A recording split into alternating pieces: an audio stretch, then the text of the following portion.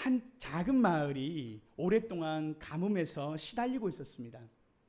농부들은 비가 오지 않아 작물을 기를 수 없었고 마을 사람들은 점점 더 걱정에 빠져 있었습니다. 그러던 중 마을 교회 목사님이 성도들에게 다음과 같이 이야기했어요. 내일 우리 모두 모여서 하나님께 비를 내려달라고 기도합시다. 모두 기도회에 참석해 주시기를 부탁드립니다 라고 이야기했대요. 그래서 우리는 비를 원하고 믿음으로 함께 기도할 것입니다 라고 광고를 한 거예요. 그러자 모든 성도들이 목사님의 말에 동의하면서 내일 비를 위해서 함께 기도하겠습니다 목사님 하고 함께 모이기를 결의를 했어요. 사람들이 다 흩어지고 다음날 아침이 되었습니다. 기도회가 열리는 날이죠. 마을의 교회는 사람들로 가득 찼습니다. 교회 마을 사람들이 다 몰려든 거예요. 그래서 모든 성도들이 모여 기도할 준비를 마치고 이제 목사님이 나와서 기쁜 마음으로 사람들을 바라보며 이렇게 이야기하는 것 아니겠습니까? 여러분 모두 이렇게 기도하러 모여주셔서 정말 감사합니다. 그런데 여러분들 중에 정말 비가 올 것이라고 믿는 사람은 몇 분 안 계신 것 같습니다 라고 이야기한 것 아니겠어요? 그러니까 성도들이 깜짝 놀라며 묻는 겁니다. 왜 그렇게 목사님 생각하세요? 목사님 왜 그렇게 믿음이 없으세요? 막 이렇게 얘기하니까 우리가 얼마나 다 같이 비가 오기를 기대하며 오늘 시간 모였는데요 라고 이야기하는 것 아닙니까? 그러자 목사님이 빙그레 웃으면서 이렇게 얘기하는 것 아닙니까? 여러분들이 정말 비가 오기를 믿었고 믿는다면 왜 우산들을 가지고 오지 않았습니까? 여러분 보니 아무도 우산을 가지고 오지 않았네요. 아무도 우산을 가지고 오지 않았습니다. 우스갯소리지만 기도에 대한 이 성도들의 믿음과 자세 또 그런 모양들을 우리가 함께 보면서 참 웃음이 나지요.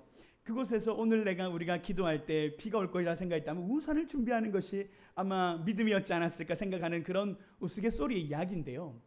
그런데 여러분 기도에 대한 이야기를 목사님께서 이렇게 성도들에게 가르치면서 했지만 동일하게 하나님의 말씀 성경에도 기도에 대한 이야기가 참 많이 나옵니다. 기도는 어떻게 해야 되고 기도는 어떤 자세로 해야 되고 어떤 믿음으로 해야 되는가에 대해서 오늘도 사도 바울은 본문에서 기도에 대한 가르침을 주고 있는 것입니다. 그래서 오늘은 기도에 대한 이야기를 해보고자 해요.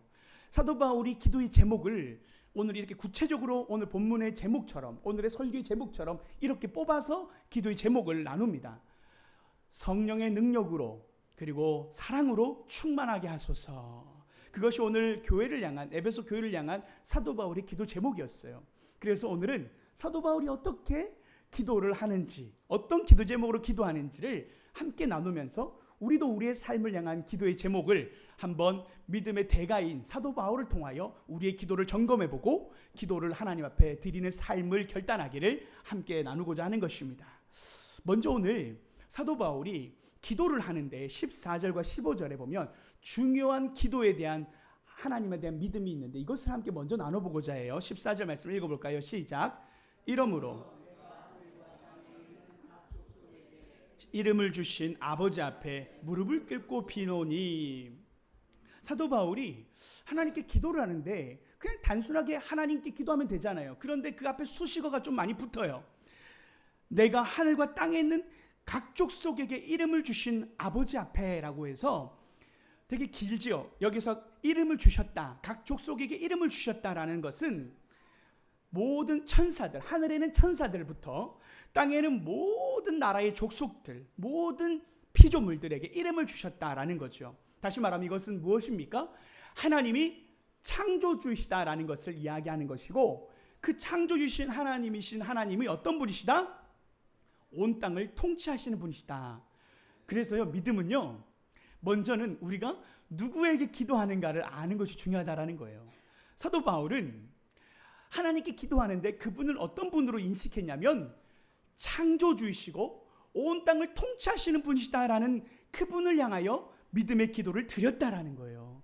오늘 우리가 기도할 때, 우리의 평상시의 삶에서 기도할 때 우리는 하나님을 어떤 분으로 인식하고 있습니까? 그냥 우리 육신의 아버지처럼 그냥 어떤 하나님에게 기도하는 그냥 하나의 부르짖음인가요? 그분은 전능하시고 창조주이시고 온 땅을 통치하시는 전능하신 하나님이시라는 것을 믿고 기도하십니까? 그래서 믿음은요, 내 감정의 믿음이 크다 작다는 내 감정의 기복에 따라서가 아니라 내가 어떤 분에게 기도하느냐를 온전히 생각하는 게 믿음의 크기입니다. 다시 말하면 내 믿음의 크기는 내가 기도하는 분이 어떤 분인지를 아는 것이 내 믿음의 크기입니다. 다시 말하면 우리가 기도하는 분은 어떤 분이라고요? 전지전능하신 창조주 하나님께, 금도 은도 창조하신 그 하나님께 우리의 기도의 제목을 올려드리는 것이고, 온 땅을 통치하시는 하나님께서 내 인생을 주관하시는 분이라는 사실을 믿고 온 세계를 통치하시는 하나님께서 내 인생을 도와주시는 분이시다, 그 믿음으로 그분께 기도하는 거라는 것입니다. 그래서 우리의 기도의 대상, 바로 사도 바울은 전능한 하나님께, 창조주 하나님께 기도한다는 것을 기억했다라는 것이죠. 오늘도 우리가 기도에 대한 이 믿음을 다시 한번 하나님 앞에 기도할 때 이 믿음으로 그분 앞에 우리가 기도해 나가기를 원하는 것입니다. 그러면서 사도 바울이 이렇게 이야기해요. 무릎을 꿇고 비노니. 무릎을 꿇고 기도한다라는 것은 무엇입니까? 당시 유대인들은요, 보통은 서서 기도하는 게 일반적이었습니다. 유대인들은 항상 서서 기도하거나 아니면 엎드려 기도했습니다. 그런데 오늘 이 신약 시대에는 무릎을 꿇고 기도하는 기도의 문화가 만들어졌어요. 그래서 다시 말하면 결과적으로는 겸손한 것이다. 하나님 앞에 무릎을 꿇는다는 것은 겸손히 하나님만 의지한다는 것입니다. 우리가 기도하러 나왔는데 내 능력과 내 경험을 의지하면서 기도하는 사람, 그것은 우리가 기도를 잘못 알고 있는 거예요. 무릎을 꿇는다는 것은 모든 것을 포기하고 하나님 앞에 모든 것을 의지한다라는 전적인 항복을 선언하는 것입니다. 전쟁에서 지면 무릎을 꿇지 않아요. 내 인생 내 마음대로 살다가 하나님 앞에 무릎 꿇는 겁니다. 하나님, 내가 두 손 들고 무릎 꿇고 나왔습니다. 주님, 나를 도와주옵소서. 전적인 항복으로 주님께 나아가는 게 바로 기도라는 거예요. 오늘 사도 바울은 그 하나님 앞에 그렇게 나아갔다라는 것입니다. 그리고 중요한 하나의 단어가 있어요. 그것은 뭐냐면 이것이 더 중요합니다. 그분, 그 전지전능하시고 창조이시고 온 땅을 통치하신 그분이 어떤 분이시다? 이름을 주신 아버지시다. 내 아버지시다. 그분이 나의 아버지시다. 내 아버지 앞에 기도하는 것이다. 그분은 멀리 떨어진 하나님이 아니라, 전능한 하나님이 내 인생에 관심이 없는 분이 아니라 그분은 나의 아버지이시다. 우리가 기도하는 분은 나의 아버지시다. 그분은 나의 필요를 더 잘 알고 계시고 나의 모든 것을 채우시는 그 전지전능한 하나님이 나의 아버지신데, 내가 무엇을 두려워하고 염려함으로, 내가 부끄러움으로 나가지 못할 것인가? 내가 연약한 모습 가운데, 죄악 가운데, 때로는 우리가 부족한 모습으로 하나님 앞에 나가기 부끄러울 때가 있지 않습니까? 무서울 때가 있지 않습니까? 하나님 다 알고 계신데 무서운 하나님으로 우리가 생각하고 나가지 못할 때가 있을 수 있습니다. 그러나 아버지라는 것은 우리를 모든 죄에서 용서하실 수 있는 인자와 자비에 우리를 자녀로 받으시는 우리의 좋으신 아버지라는 사실입니다. 우리 탕자의 그 비유를 알잖아요. 모든 아버지의 재산을 허랑방탕 쓰다가 다 허비하고 난 뒤에 아버지 앞에 돌아갔을 때 그 아버지가 그 아들의 용서를 듣지도 않았어요.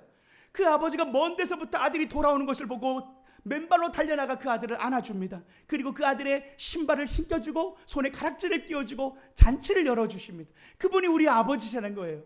오늘도 우리가 하나님 앞에 나아갈 때 부끄러운 모습으로 나왔던 우리의 모습들을 주님께서는 듣지 않고 우리를 그렇게 돌아보지 않으시고, 사랑하는 내 아들아 잘 왔다. 우리 부끄러운 모습까지도 우리를 안아주시면서 사랑한다 내 아들아 잘 왔다. 그래서 기도는요, 하나님과의 만남이요, 아버지의 집으로 가는 것입니다. 그분이 우리를 사랑으로 안아주신다는 이 사실, 이 두 절에서부터 이미 기도는 다 끝났다고 볼 수 있습니다. 전능하신 하나님이 우리 아버지이시고 우리가 겸손히 주님 앞에 나아가기만 하면 그분은 우리를 안아주시고 우리의 모든 것을 채워줄 준비가 되어 있는 분이시다. 그것이 바로 사도 바울이 믿음으로 고백하는 하나님이시라는 것이요. 거기서부터 오늘 시작하는데요, 우리 함께 이 믿음 속에서 사도 바울이 구체적으로 믿음의 기도를 드립니다. 우리 16절 말씀을 함께 읽어볼까요? 16절입니다. 함께 읽습니다. 시작.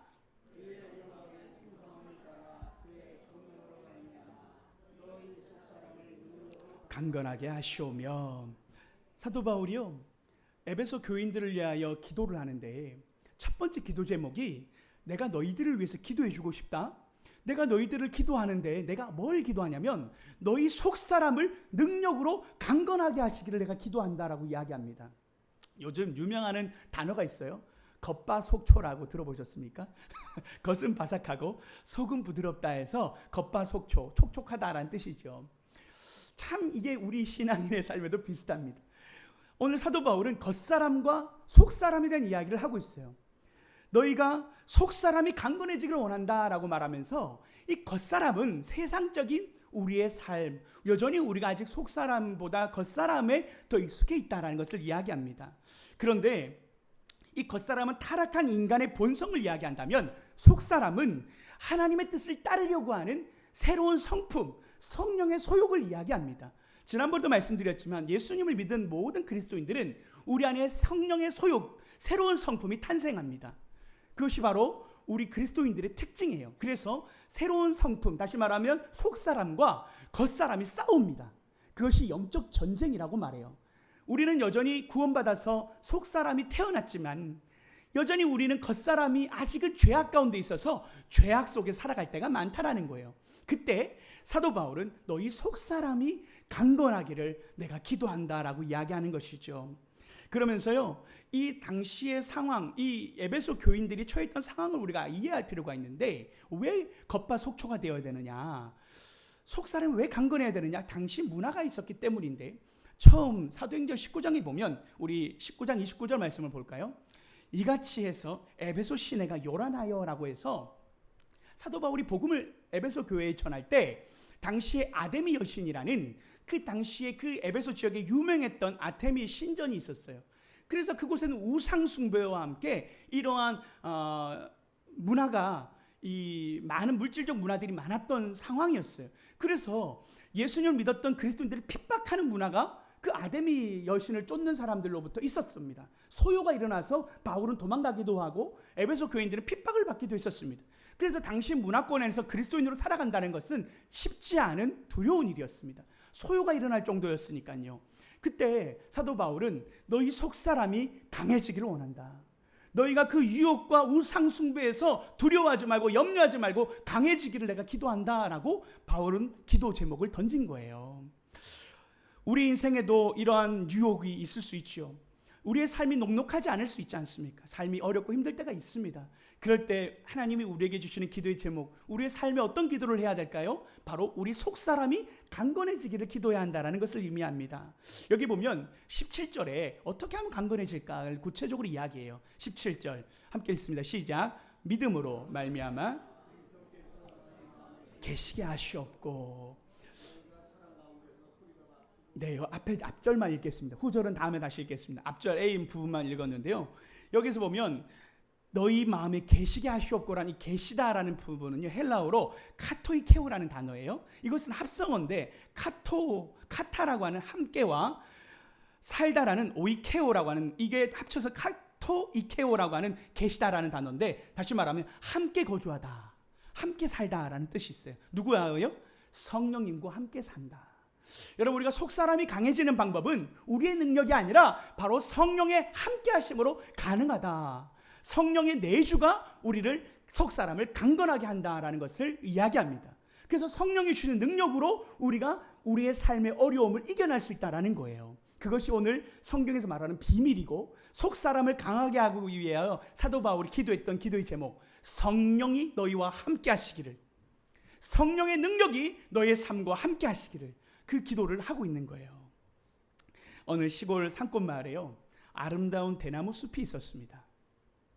대나무는 늘 푸르고 높이 자라서 마을 사람들에게는 그늘과 안식을 제공해 주었습니다. 그런데 어느 날 마을에 큰 지진이 발생했습니다. 많은 나무들이 흔들리고 뿌리채 뽑히고 산사태로 인해서 수많은 나무가 무너져 내려가는 것 아니겠습니까? 그런데 놀랍게도 대나무 숲은 지진 속에서도 무너지지 않고 그대로 서 있었던 겁니다. 마을 사람들이 의아해서 대나무 숲을 바라보고 있었어요. 그때 한 노인이 지나가다 이렇게 얘기하는 것 아닙니까? 대나무는 겉으로는 연약해 보이지만 깊이 뿌리를 내리고 있고 바람이 불면 그에 맞춰 몸을 구부리기 때문에 쉽게 쓰러지지 않소. 그 유연함과 그 깊은 뿌리 덕분에 어떤 폭풍과 고난이 와도 살아남을 수 있다는 것이요 라고 이야기했다는 거 아닙니까?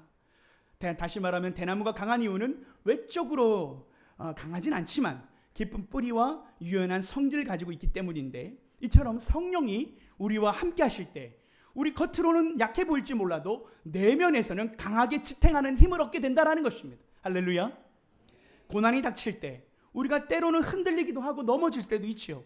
그러나 성령께서 우리 속사람을 강하게 붙들어 주시면 그분이 주시는 내적인 힘과 유연함으로 인해서 고난이 와도 우리는 견딜 수 있다는 것입니다. 속사람이 강건해지는 것, 그것이 바로 우리 신앙생활의 비밀이라는 거죠. 성령님이 함께 하신다라는 것, 그것은 오늘 너희 마음에 계시게 하시옵고라는 단어는 성령이 우리와 함께 하지 않는다라는 뜻이 아니라 이미 예수님을 믿고 예수님을 영접한 사람들에게는 성령의 내주가 있죠. 그러나 성령의 충만함을 받으라는 얘기입니다. 성령의 충만함을 통하여 성령의 활동을 강력하게 일으킨다라는 것을 뜻합니다. 그래서 우리 안에 성령의 충만하면 외적인 어려움이 와도 내적인 그 뿌리가 견고해서 흔들리지 않을 수 있다는 겁니다. 성령의 능력이 바로 우리의 삶에 일어날 때 때로는 믿음에, 때로는 우리 안에 절제와 인내가, 기쁨과 사랑과 희락이, 우리 안에 그 열매가 우리 인생을 붙잡으면 어떤 어려움이 와도 흔들리지 않는 강한 대나무처럼 꿋꿋이 서 있을 수 있다는 겁니다. 지금도 우리 인생에 어렵고 힘듦이 왜 없겠습니까? 그러나 성령께서 주시는 힘과 능력을 우리가 함께하면 우리가 우왕좌왕하지 않습니다. 요지부동하지 않습니다. 주님 안에서 삶은 힘들어도 우리의 내면은 평안하고 기쁨과 감사로 하나님 주시는 믿음으로 우리는 굳게 서 있을 수 있다는 겁니다. 그러면 우리가 어떻게 성령으로 충만할까요? 성령으로 충만해지려면 우리가 구체적으로 우리 속사람을 강건하게 하는데 우리가 어떻게 하면 구체적으로 적용할 수 있을까요? 여러분, 그것은 너무나도 분명한, 너무나도 우리가 잘 알고 있는 말씀이에요. 첫 번째는 말씀의 뿌리를 내리는 겁니다. 우리가 하나님 말씀의 뿌리를 내리면 우리가 하나님의 뜻대로 살아갈 수 있습니다. 세상의 유혹이 와도 하나님이 기뻐하시는 뜻을 선택할 수 있는 것입니다. 그래서 우리는 말씀의 뿌리를 내려야 합니다. 말씀이 늘 우리의 삶에, 일상의 삶에, 매일의 삶에 말씀이 우리와 함께해야 합니다. 그래서 우리는 큐티하는 시간, 말씀을 묵상하는 시간, 매일 새벽에 기도하는 시간, 우리가 이 말씀의 자리를 늘 떠나지 않는 것이 중요합니다. 많지 않아도 됩니다. 하루에 말씀 1장, 2장, 3장 우리가 읽어가면서 내 심령을 흔드는 파도와 같은 태풍이 올 때라도 말씀의 자리를 우리가 사모하면서 말씀을 읽을 때 우리의 심령을 굳은 닷을 내린 것처럼 하나님께서 우리의 심령을 평안케 하실 줄 믿습니다. 하나님 앞에 우리가 유혹이 올 때라도 하나님이 기쁘신 뜻을 따라 순종할 수 있는 것도 바로 말씀이 우리와 함께할 때 우리의 성령의 능력이 더 강력하게 나타난다는 것을 알 수 있죠. 그리고요, 문제가 생기면 내 힘으로 해결하는 우리의 습관이 있을 수 있는데요, 그럴 때 우리는 불안하고 두려울 때 하나님 앞에 나와 기도하는 습관을 가져야 합니다. 너무나도 잘 알고 있는 이야기지만 늘 우리는 기도하는 자리보다는 사람에게 전하는 시간이 더 빨라요. 우리의 마음을 누가 위로해 줄까 다 찾다가 없으면 하나님께 나와 기도합니다. 우리는 제일 마지막에 찾는 분이 하나님 아닙니까?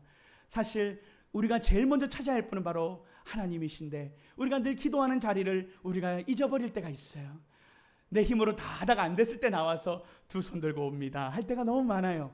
그런데 성령의 충만함을 받고 속사람이 강건해지려면 우리가 개인적인 기도의 시간을 가져가는 습관을 가지는 게 매우 중요합니다.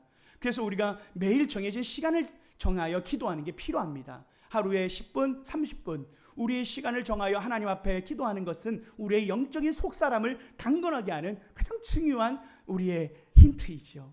여러분, 오늘 하나님이 우리의 속사람을 강하게 하신다라는 이 말씀 속에서 세상이 많이 어려워요.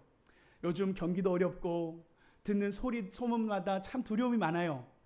요즘 응급실 뺑뺑이라는 얘기가 너무 많습니다. 아프면 안 되는 시대가 됐어요. 정말 어려운 시대가 됐어요. 두려운 시대가 됐습니다. 여러분, 우리의 가장 응급실은 어디입니까? 우리가 구하고 찾아야 할 응급실은 하나님이실 줄 믿습니다. 우리가 그분 앞에 나아가 기도하고 말씀의 자리를 나아가는 진정한 우리가 누구를 의지하고 구해야 될지를 우리가 믿음으로 바라보면서 우리의 속사람을 하나님 안에서 강하게 할 때 지금 현재 있는 어려움들을 이기게 하실 줄 믿습니다. 사도 바울이요, 두 번째로 기도 제목을 함께 나누는데 17절이에요. 17절 후반절인데 이 말씀을 아까 읽지 않았지만 우리가 함께 다시 읽어볼까요? 너희가부터 시작.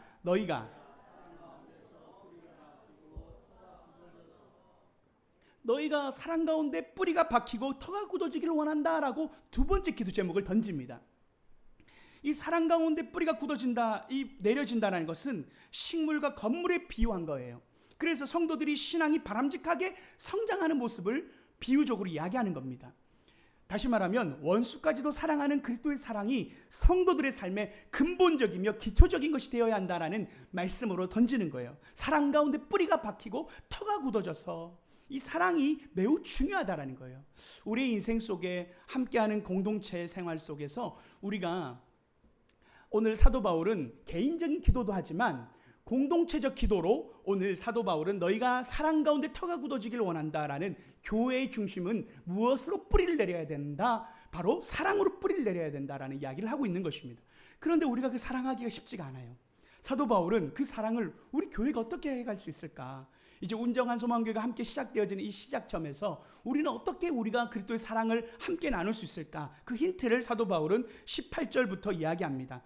18절 함께 읽어볼까요? 시작. 능히 모든 성도와 함께 지식에 넘치는 그리스도의 사랑을 알고, 이 지식에 넘치는 사랑이라고 하는 이 하나님의 이 지식을 어떻게 할 수 있을까? 19절도 함께 읽어볼까요? 시작. 그 너비와 길이와 높이가 깊이가 어떠함을 깨달아 하나님의 모든 충만하신 것으로 너에게 충만하게 하시기를 구하노라. 다시 말하면 우리의 사랑은 나의 사랑으로 하는 것이 아니라 우리가 그리스도의 사랑을 넘치는 그리스도의 사랑을 알게 되어서 서로 사랑하라는 건데요. 그 넘치는 그리스도의 사랑이 무엇이냐? 사도 바울은 되게 입체적으로 얘기한 거예요. 너비와 길이와 높이와 깊이가 어떠한지 너희가 알면 서로 사랑할 수 있어. 그리스도의 사랑의 깊이를 너희가 알아야 돼 라고 이야기하는 거예요. 존 스토트 목사님은 이 표현을 이렇게 했어요. 그리스도의 사랑에 온 우주와 인류를 포함할 정도의 넓음과 영원토록 지속될 정도의 길이와 가장 타락한 죄인에게까지 미칠 정도로 깊음과 하늘에게 이르게 할 정도로 높은 사랑을 이야기합니다. 하나님의 사랑을 우리가 깨달아 아는 것이 우리가 성도를 향한 사랑의 깊이로 담아질 수 있는데, 우리가 그리스도의 사랑을 아는 게 중요하다는 것을 이야기하는 거죠. 그리스도의 사랑은 어떤 사랑입니까? 원수까지 사랑하는, 원수도 용서하는 사랑 아닙니까? 오늘 주님은 우리에게 우리가 원수 되었을 때 우리를 먼저 사랑하셨다라고 이야기하지요. 원수된 우리를 먼저 다가오는 그 사랑은 누가 용서를 구해서 용서해 주는 게 아니라 내가 용서해 주는 거, 먼저 용서하는 것이 바로 그리스도의 사랑이라는 것을 우리가 알 때 우리는요, 하나님의 사랑을 닮아서 용서하고 사랑해야 되는데 혹 우리의 삶에 용서가 필요한 사람이 있을 수 있습니다. 우리가 사랑할 때 먼저 용서하는 겁니다. 먼저 사랑하는 겁니다. 그것이 그리스도의 사랑이라는 것이죠. 그러면서요, 우리가 성도끼리 서로 사랑할 때 좋은 방법을 몇 가지 좀 소개해 보고자 해요. 사랑하는데 더 사랑하려면 어떻게 더 사랑할 수 있을까를 조금 여러분들에게 적용점을 좀 던져드리고 싶은데, 여러분들이 좀 잘 생각하고 메모해 놓다가 여러분 꼭 한번 적용해 보길 원해요. 여러분, 하나님이요, 오늘 말씀 속에서 내 삶을 또 우리 교회를 더 풍성하게 하는 사랑으로 충만하게 하실 줄 믿어요. 먼저는 서로를 위해 중보하는 겁니다. 오늘 사도 바울도 에베소 교회를 위해서 기도하잖아요. 에베소 교회에 염려되는 그런 삶을 바라보면서 기도해 준단 말이에요. 그런 것처럼 우리가 서로의 기도의 제목을 듣는 것은 서로를 사랑하는 좋은 전략이 되고 방법이 됩니다. 서로 모르면요, 그 사람을 사랑할 수가 없어요. 그 사람의 대화를 통해서, 기도의 제목을 통해서 이 사람이 어떤 어려움이 있고 어떤 기도의 제목이 있는지를 통해서 그 사람을 이해할 수 있습니다. 그래서 우리는 상대방의 기도 제목을 듣는 것 매우 중요해요. 그래서 우리가 조금 있다가 차도 마시고 커피도 한잔하면서 또 식사할 때 기도 제목들을 서로 물어보세요. 그냥 이렇게 재밌는 얘기도 참 소중하지만 등잔 밑이 어두워요. 한번 물어보세요. 그런 일이 있었어? 이런 고백들을 하게 됩니다. 그런데 표정은 왜 이렇게 밝아? 그럴 때가 참 많아요. 그게 믿음이니까 그래서 살고 있는 거예요. 그런데 삶을 들어보면 그런 어려움이 있었군요. 그런 기도의 제목들을 우리가 짧지만 5분 정도씩 나누다 보면 서로를 더 사랑하게 됩니다. 우리가 관심을 가진다는 게 바로 서로를 더 사랑하게 된다라는 거예요. 그러면서 서로의 상황을 한번 들어보는 겁니다. 그러면서요, 제가 책을 소개하고 싶은데, 사랑의 언어라는 책을 쓰신 게리 체프먼이라는 저서, 이 사랑의 언어, 이 책을 조금 소개해주고 싶어요. 이 책에 보면 사랑을 어떻게 할 것인가, 사랑의 언어가 무엇인가에 대한 이야기를 하는데요. 사람들은 5가지 사랑의 언어를 가지고 있대요. 5가지 사랑의 언어를 가지고 있는데, 첫 번째, 인정하는 말. 이 인정하는 말이 사랑의 언어래요. 어떤 사람은요, 이 인정하는 말을 들으면 사랑을 느낀다라는 거 아닙니까? 그래서요, 뭐 어렵지 않아요. 칭찬하는 것, 격려하는 것, 그리고 감사하는 표현을 통해서 그 사람으로 하여금 이 사람이 나를 사랑하네라고 이해할 때가 있대요. 우리 남편들 중에 이 인정하는 말을 중요하게 생각하는 분들이 있어요. 그래서 우리가 이 말은 어떻게 사용하면 좋은지 예를 든다면 이런 거예요. 당신은 정말 훌륭해요.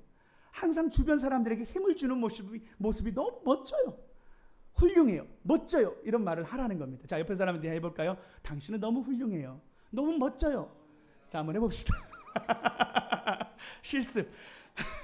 멋져요. 훌륭해요.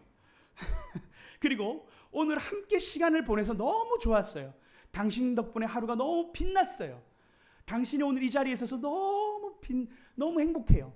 다시 이것도 한번 해볼까요? 당신이 내 옆에 있어서 너무 행복합니다. 네, 이게 인정하는 말이라는 겁니다.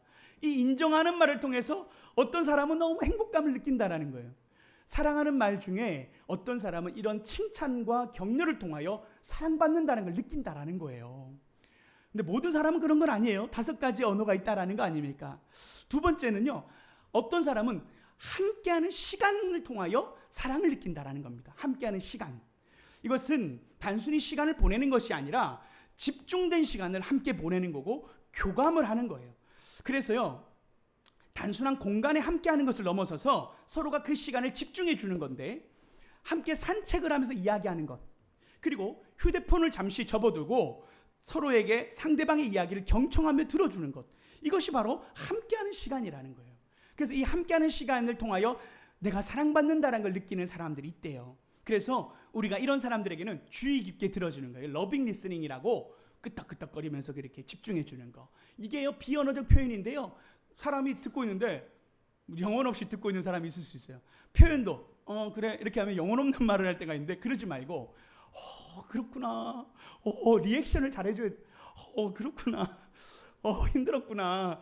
그래서 그 사람이 한 말을 함께 이렇게 반영적 투영법이라고 제가 메리지 코스에서 우리 나눴던 부분이기도 한데, 그렇구나. 네가 그렇게 힘들었구나. 그 사람이 한 말을 되짚어주고 되새김해주려 해주면 그 사람이 그렇게 인정받는다는 느낌을 받는 거예요. 내가 사랑받고 있구나.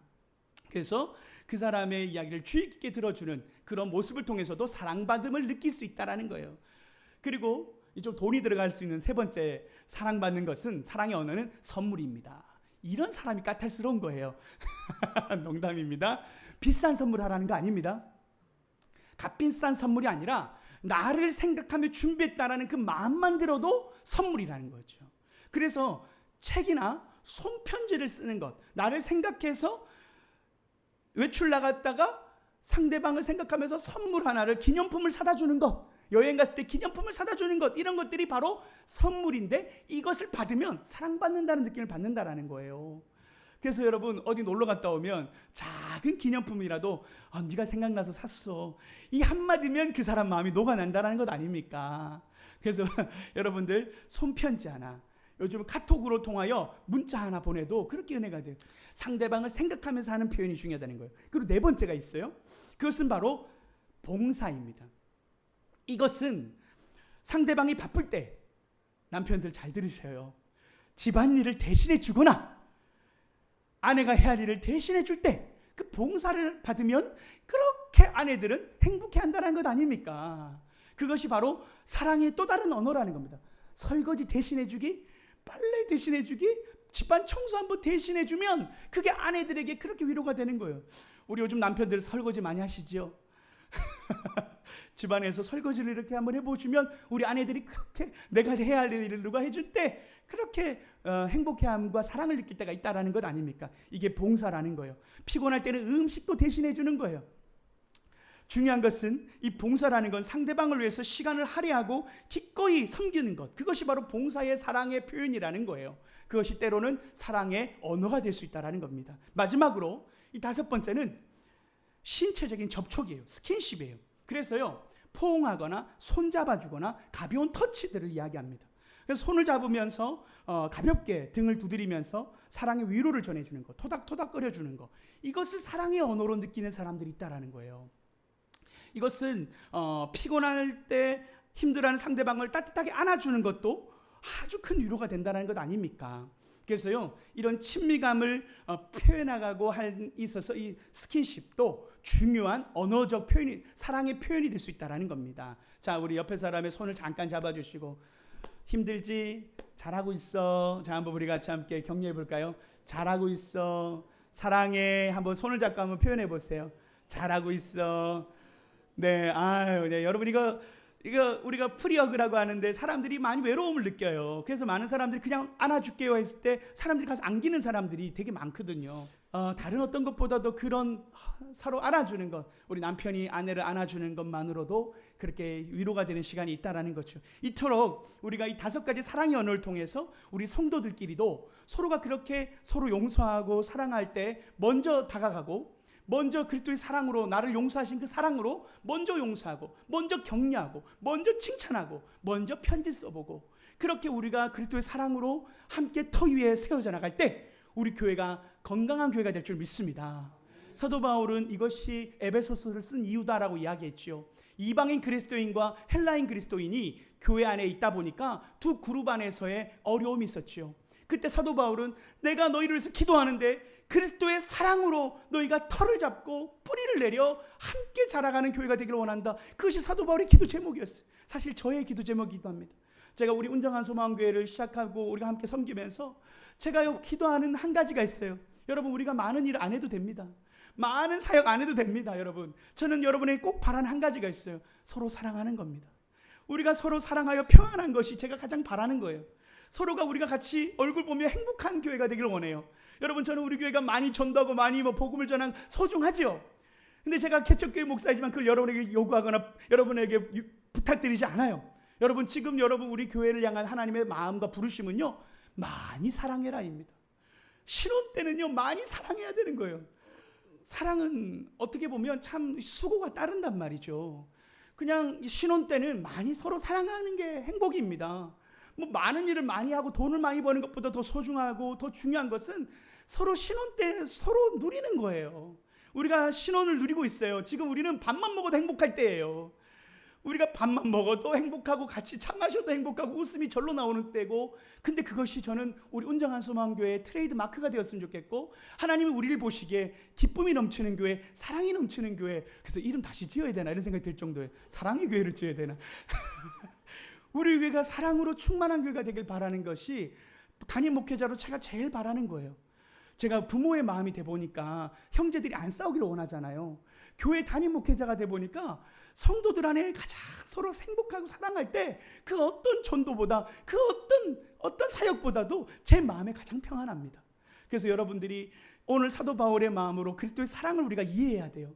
나보다 남을 먼저 낮게 여기고 그리스도의 사랑으로 원수를 사랑하는 마음으로 먼저 용서하고 사랑할 때, 그리스도의 사랑의 깊이와 넓이와 높이를 알 때 우리가 더 그렇게 교회 안에서 그렇게 하나님 사랑으로 사랑할 수 있다. 그래서 우리가 주의 사랑을 더 많이 깨닫는 교회가 되기를 원하고, 주님의 사랑을 실천하여서 서로 더 많이 서로 사랑하는 그런 교회가 되기를 원합니다. 할렐루야. 20절 말씀이에요. 20절 말씀과 함께 읽겠습니다. 시작. 우리 가운데서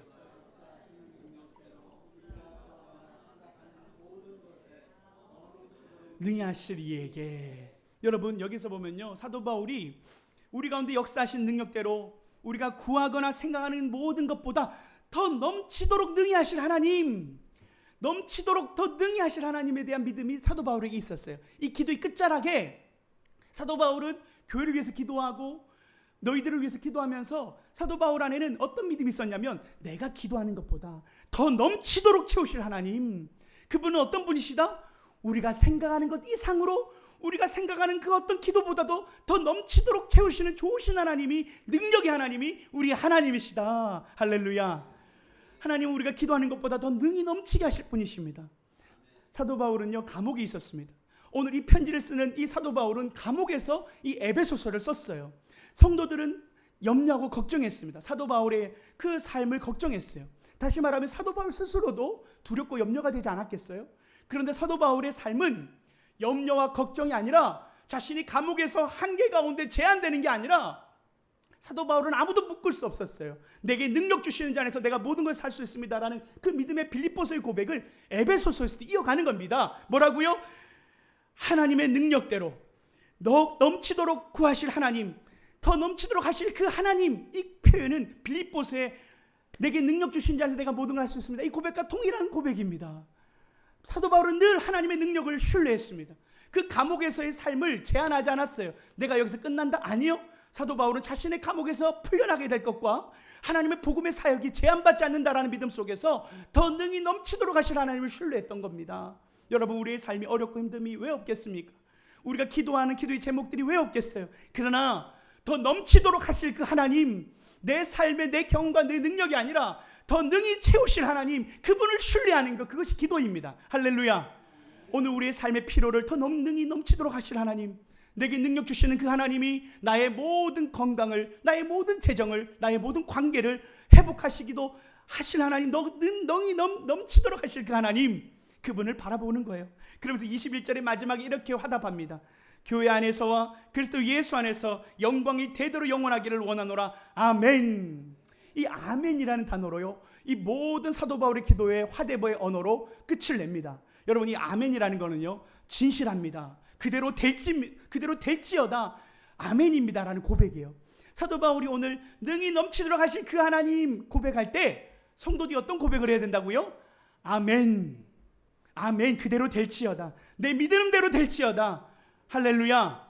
오늘 우리가 하나님 안에서 믿음으로 고백할 때 하나님이 우리에게 원하시는 기도의 대답은 아멘, 그렇습니다. 믿음대로 될 것입니다. 하나님, 나의 삶에 능히 넘치도록 하실 그 하나님을 찬양합니다. 아멘. 그럴 때 우리 인생에 하나님의 뜻이 이루어질 줄 믿습니다. 하나님이 불가능을 가능으로 바꾸실 줄 믿습니다. 우리가 어떤 고백을 해야 한다고요? 아멘. 그렇게 될 줄 믿습니다. 여러분, 제가 선포할 때 여러분 아멘으로 화답하는 거예요. 하나님은 우리의 모든 경제를 회복하실 줄 믿습니다. 하나님, 우리의 모든 건강을 회복하실 줄 믿습니다. 하나님, 우리의 모든 관계를 회복하실 줄 믿습니다. 하나님, 우리의 삶의 우리의 모든 문제들을 하나님께서 능력으로 함께 하실 줄 믿습니다. 우리 사랑하는 자녀들의 인생길을 선한 길로 인도하실 줄 믿습니다. 우리가 생각하는 것을 능히 더 넘치도록 하실 그 하나님을 찬양합니다. 할렐루야. 우리가 믿음으로 살아갈 때 성령으로 속사람이 능력으로 강건하기를, 내가 사랑으로 충만하기를 오늘 주님 우리에게 요청하시며 다시 한번 우리의 믿음의 삶을 돌아보게 하십니다. 주님, 오늘도 말씀의 자리, 기도의 자리를 사모함으로 내 속사람을 늘 강건하게 하시고 성령의 능력으로 내 믿음을 굳게 세우게 하셔서 내가 믿음 생활할 때 사랑으로 충만하여서 주님의 사랑으로 믿음 가운데 승리하는 백성 되게 하여 주시옵소서. 이것이 우리의 기도의 제목이 되어야 할 줄 믿습니다. 하여 우리가 서로를 더 기도하는 또 믿음의 공동체가 되어서 서로를 위해 기도해 줄 수 있는, 또한 하나님의 능력을 더 경험하고 간증하는 저 여러분이 되시기를 축복합니다. 아멘. 함께 기도하시겠습니다.